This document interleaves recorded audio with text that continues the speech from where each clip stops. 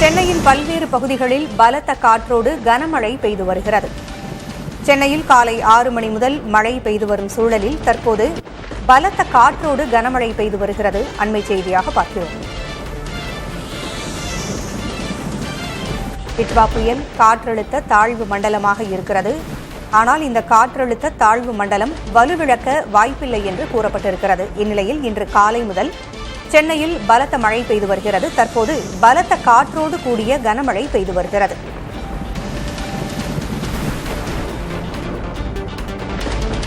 டிட்வா புயலின் காரணமாக பெய்து வரக்கூடிய இந்த கனமழையின் காரணமாக சென்னையின் பல்வேறு பகுதிகளில் நீர் தேங்க தொடங்கியிருக்கிறது. மாநகராட்சி ஊழியர்கள் அந்த நீரை அகற்றுகின்ற பணியில் தொடர்ந்து ஈடுபட்டு வருகிறார்கள். சென்னை பசுமை வழிச்சாலையில் இந்த பலத்த காற்றால் ஒரு மரம் முறிந்து விழுந்த செய்தியையும் சற்று முன்னர் பார்த்தோம். தற்போது சென்னையின் பல்வேறு இடங்களிலும் பலத்த காற்றோடு கூடிய கனமழை பெய்து வருகிறது.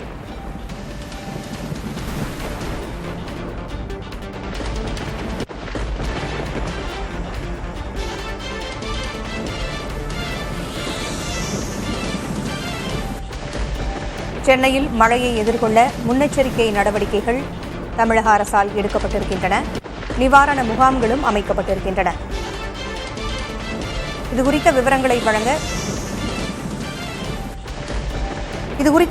வழங்க நமது செய்தியாளர்கள் பல்வேறு பகுதிகளில் இணைந்திருக்கிறார்கள். சென்னையில் காலை முதல் பலத்த மழை பெய்து வரக்கூடிய சூழலில் தற்போது பலத்த காற்றோடு கூடிய கனமழை பெய்து வருகிறது. விவரங்களை வழங்க செய்தியாளர் சந்தானம் இணைந்திருக்கிறார். சந்தானம், காலையிலிருந்து மழை பெய்து வந்தது. பள்ளிகளுக்கும் மாணவ மாணவிகள் சென்றார்கள். பிறகு அந்த கனமழை தொடங்கிய போது சில தனியார் பள்ளிகள் அரை நாளில் விடுமுறை அளித்து மாணவர்களை வீட்டிற்கு அனுப்பினார்கள். தற்பொழுது பலத்த காற்றோடு சேர்ந்து கனமழை பெய்து வருகிறது. என்ன நிலை?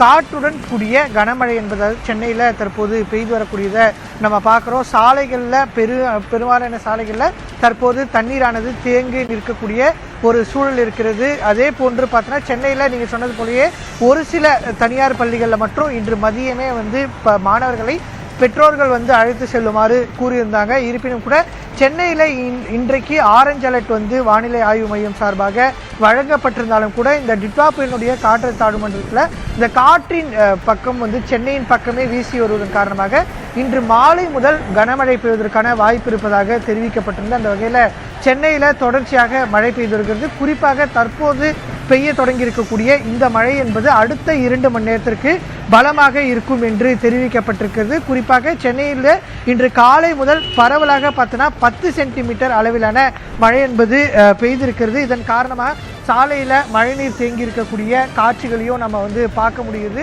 தொடர்ந்து இந்த கனமழை என்பது மாலை 6 மணி வரை பெய்வதற்கான வாய்ப்பு இருப்பதாக சென்னை வானிலை ஆய்வு மையம் தரப்பில் தெரிவிக்கப்பட்டிருக்கிறது. டிட்வா புயல் காற்றழுத்த தாழ்வு மண்டலமாக மாறியிருந்தாலும் கூட அந்த மழையினுடைய அளவு என்பது தற்போது நேற்று புயலாக இருந்ததை விட தற்போது சென்னையில் அதிகமாக மழை பெய்து வருவதை நம்மால் பார்க்க முடிகிறது. பூங்குடி, கனமழை பெய்து வருகிறது. சாலைகளிலும் நீர் தேங்குகின்ற அந்த காட்சிகளை பார்க்கிறோம். சென்னையில் இருக்கக்கூடிய சுரங்க பாதைகளினுடைய நிலவரம் என்ன? தமிழக அரசில் இருந்து ஏதாவது தகவல் வந்திருக்கிறது அது குறித்து?